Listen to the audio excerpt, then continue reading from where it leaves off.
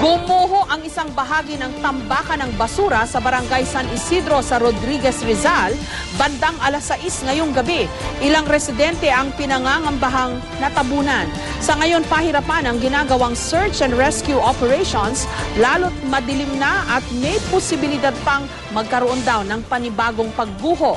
Live mula sa Rodriguez, Rizal, may report si Dano Tingkungko. Dano? Jessica, pinangangambahan nga na may mga natabunan sa pagguho ng basura sa Rizal Provincial Sanitary Landfill sa bahagi ng barangay San Isidro dito sa Rodriguez, Rizal.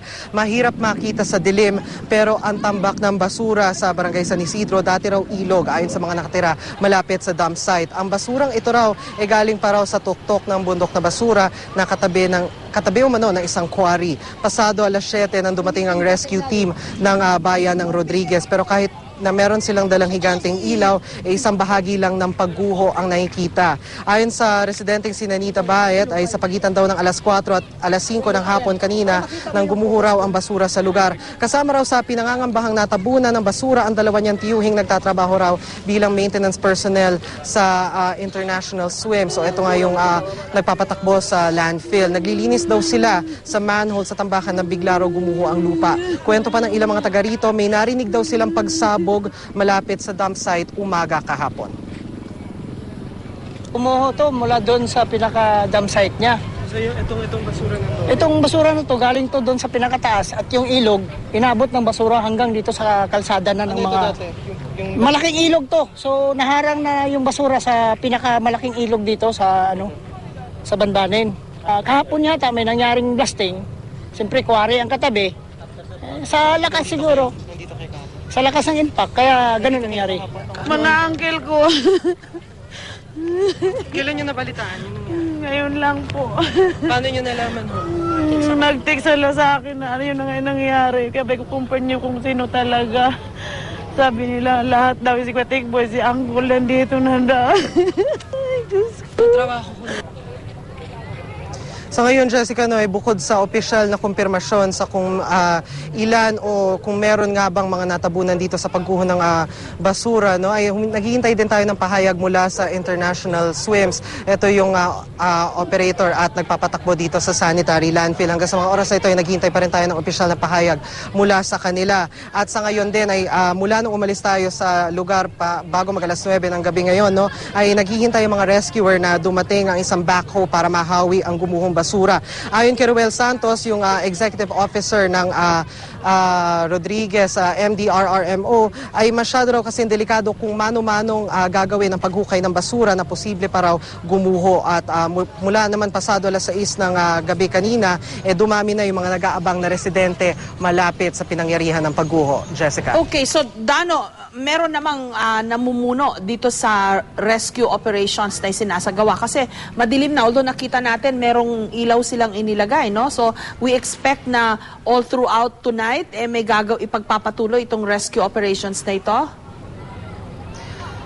Jessica, kinausap natin sila tungkol sa bagay na yan at medyo kanina nung kinakausap natin sila, abala sila sa pagde-deploy ng mga tao para ma-assess yung situation dahil nga dun sa nakita natin sa video, meron ngang ilaw pero konti lang yan, fraction pa lang yung nakikita sa overall na nag-effect nung pagguho. Hindi pa natin buo ang makikita yung kung gaano ba kalaki o kung gaano ba karami yung gumuhong basura dahil nga sa sobrang dilim at sukal na lugar. Although ang sinabi nila sa atin kanina, katulad nga ng nasabi natin, ay naghihintay sila ng backhoe ngayon para malaman nila kung pwede nilang hukayin yung ilang parte ng gumuhong basura. Ito yung backhoe. Ano pa man, hindi nila pwedeng gawin yung mano-manong paghukay dun sa guho dahil hindi pa nila ma-assess kung guguho ito hindi at ayaw na nilang i-risk yung ganong sitwasyon, Jessica. Okay, ito may nakita tayong backhoe sa inyong video. Ito ba yung magsasagawa nung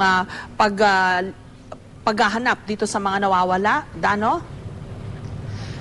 Yung backhoe na yan kanina, Jessica, yan ang sumalubong sa atin nung umalis tayo doon sa mismong dump site. Akala nga natin kanina, yan yung hinihintay na backhoe, pero kanina umalis din yung backhoe. Kanina din, bago tayo pumunta doon sa dump site, meron din tayo nakitang ilang mga backhoe na paalis doon sa pinangyarihan ng pagguho. Wala pa tayong makuhang anumang impormasyon mula sa mga tauhan doon o mga kasama natin doon kung saan ba galing yung backhoe, sino ba nagmamay-ari nito, at kung ito ba'y bahagi dun sa ginagawang maintenance o ito ba yung gagamitin sa rescue operations, so dun sa search and rescue operations, so sa mga posibleng natabunan ng pagguho, Jessica. Okay. Dano, itong mga nawawala, mga namumulot ba ng basura o mga nagtatrabaho dun sa landfill? Yung na-interview natin na residente natin kanina, yung kamag-anak daw niya o yung dalawa daw niyang tiyuhin, nagtatrabaho daw doon nga dito sa sanitary landfill at naglilinis daw sila nung manhole doon sa may baba nang may marinig daw sila na parang pagsabog na naging senyales daw ng pagguho. Sa mga oras na ito, Jessica, hindi pa natin ma-confirm yung impormasyon na yan. Merong mga nakakarating sa atin na ilang mga numero, ilang mga bilang, pero hindi pa natin yan mailabas sa ngayon dahil wala pa tayong opisyal na kumpirmasyon sa mga otoridad. Hanggang sa umalis tayo sa site kanina, tanging mga opisyal pa lamang ng Rodriguez MDRRMO ang ating nakakausap. Wala pa tayong nakakausap na iba pang opisyal mula sa lokal na pamahalaan, Jessica. Okay. Hindi pa rin matukoy siyempre sa ngayon kung ano ang naging sanhi nitong pagguho. Doon sinasabi rin kanina sa report mo na may ilog ba kasi nakatabi itong landfill na to? Tama ba, Dano?